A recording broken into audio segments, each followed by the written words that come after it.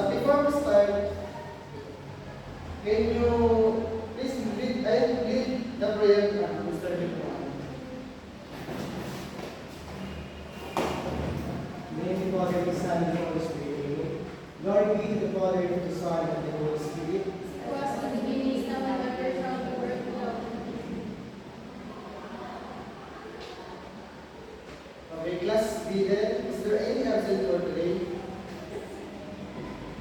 None, sir. So before we proceed, can you please arrange your chairs properly, sit up the work, and last visitors and make sure that you are mentally and physically ready for our topic today. Okay, so you can take your seat. Thank you, sir. So before we start our discussion, I have an activity prepared for you. I want you to identify which of the sentence is grammatically correct. Who wants to answer? Yes, Mr. Duke. The second sentence, sir. I love Facebook for it is my life. Thank you very much. Your answer is correct. So I have follow-up question. Miss Mary, what do you think the second sentence is the correct and complete sentence? Because it has the proper conjunction, sir. Okay, very good. But very good, right? So Miss Biasha, why is the first sentence is grammatically incorrect? Because it has no conjunction. Thank you very much. So, based on the activity, do you have any idea what will be our topic? Or what is the meaning of grammar, sentence, and sentence fragments? Spirit, do you have any idea? What is the meaning of grammar, sentence, and sentence fragments?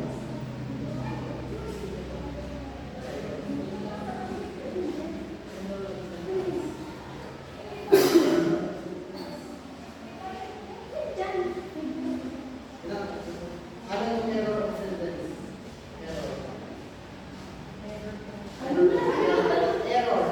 Error of We know what do you think is the meaning of fragment. sentence fragments. Error na siya. Error na niya. Error. Is the error? Okay, 3, 2, 1. Question number 3. Based on the activity, do you have any idea what is the meaning of grammar, sentence, and sentence fragments? Miss Cruz. I think it is the error we found in sentences. Thank you very much. Our topic for today is sentence fragments and grammar sentence. So our objective is write grammatically correct sentence to identify and correct grammar sentence and sentence fragments. Okay? You will learn to recognize complete sentence, employ appropriate punctuation and production. So what is sentence fragments? Can you read Mr.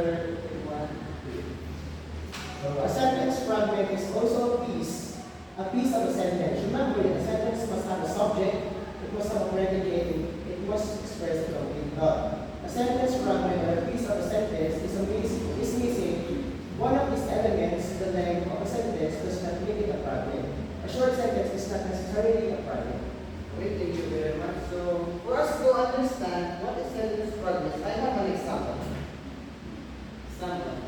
Can you read it, Mr. Ma'am? Example, after the race, feeling exhausted and defeated. So, that sentence is a sentence fragment because it is missing the subject, making it incomplete. So, to fix the error,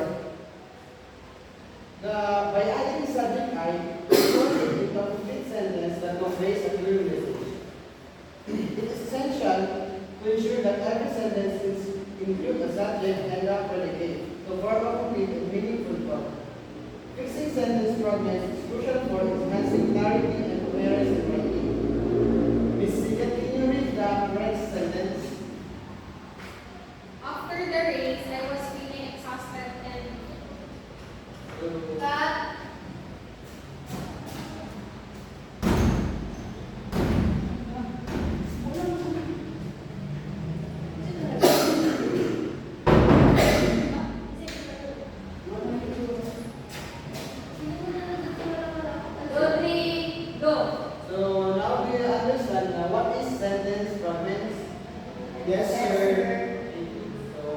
we move to the next topic, run-on sentence. Can you read this, Bruce? What is run-on sentence? A run-on sentence is just as its name suggests. It is a sentence that runs on. Sentences run on because they are missing internal punctuation. They can be long or they can be short. Take a look at the example. So for us to understand run-on sentence, I have also an example. I love Facebook, is my life. This is a run. Look at it more close. I love Facebook is one independent clause. I is the subject and love Facebook is the predicate. It is the subject of the second independent clause and is my life is the predicate. This sentence runs, but some internal punctuation is missing. So for us to make it correct, here is the procedure. Option 1. I love Facebook, it is my life. We just simply insert any punctuation. Option 2. Using a semicolon to connect to related independent clause is a great way to include variety in your sentence. Option 3. You might also add a coordinating conjunction. I love Facebook for it is my life. Do you now understand what is run-on sentence? Yes, sir. Mr. Tignuan, I want you to differentiate the two, sentence fragments and run-on sentence. So, sentence fragments are the incomplete sentences that lack either the subject or a verb. While run-on sentences is a sentence that run on because of lacking a conclusion. Okay, thank you very much.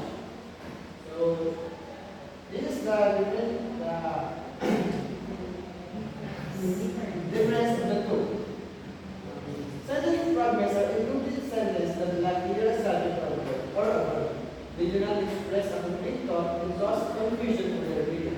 Run-on sentences, on the other hand, are overly long sentences that combine multiple ideas with a proper punctuation or conjunction separately.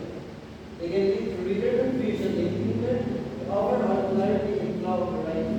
Both sentence fragments and run-on sentences are considered grammatical errors and should be avoided in formal writing to ensure clear pronunciation and readability.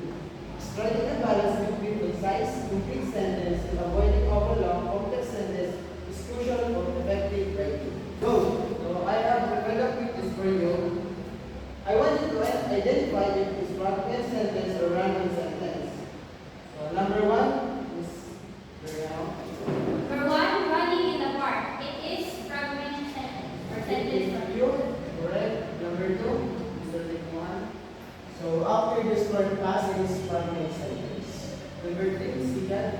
Under the old tree, fragments. Number 4 is Cruz. I went to the store, I bought some groceries, I saw my friend. Run-on sentence. Number 5 is Mr. The sun was shining brightly as it was.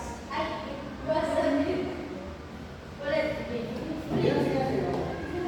The sun was shining brightly. It was a beautiful day for a picnic. Run-on sentence. So now we finish our topic. So ultimately, avoiding run-ons and fragments will make your writing more clear. Your reader will be able to follow your thoughts without becoming frustrated. You will gain credibility and most important, your message will be understood. So this is your assessment or assignment. I want you to write 3 sentence fragments and run-on sentence and write it in grammatically correct sentence. Just pass this in the next meeting.